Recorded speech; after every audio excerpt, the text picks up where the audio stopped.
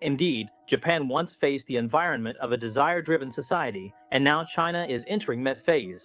I believe that the reason I talked earlier about economic downturns, our economic transformation, the U-shaped rebound, and the future release of flexibility and resilience is that we need to move beyond this low-desire society. So what's at the core of this? It's the younger generation, right? We're talking about young consumers. Therefore, improving their employment environment, living conditions, and expectations for future economic and social development is absolutely crucial. In this process, we can't let young people just lie flat or get caught up in evolution. Our country has prepared for this. That's why we discuss reforms in education, healthcare, and real estate, the three big mountains, and work on governance in these areas. At the core, it's about ensuring a stable supply of essential goods and services for people's livelihoods and keeping market prices from letting asset bubbles grow too much. At the same time, it's actually about effectively squeezing out the purchasing power of young people. If young people don't have the ability to access good education, quality healthcare, or decent living and working conditions, then what could that affect? It could even impact the birth rate. All of this leads to a series of social problems. As the saying goes, if only I could have a mansion with thousands of rooms, I would shelter all the poor scholars in the world and make them all smile with joy. If we can't bring happiness to the masses, how can we possibly have a positive social structure?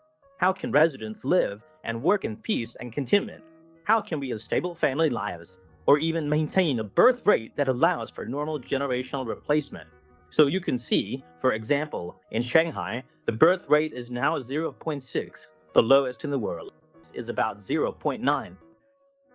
We're only slightly above South Korea and already behind Japan. Japan is at 1.2 and Hong Kong is at 1.0. In recent years, people have stopped marrying and buying homes. If this continues in an aging society, everything we're doing, economic restructuring, upgrading industries, building infrastructure, will be mismatched. You can see it's already happening. Elementary, middle schools, and kindergartens are closing. Even obstetrics and gynecology departments are closing in many hospitals. Why? Because the birth rate is dropping, the population is declining. China has negative population growth with just 9 million births. In 2017, over 16 million. My generation had 28 million births. In just 30 years, the population has shrunk too fast. This is what's called the population cliff.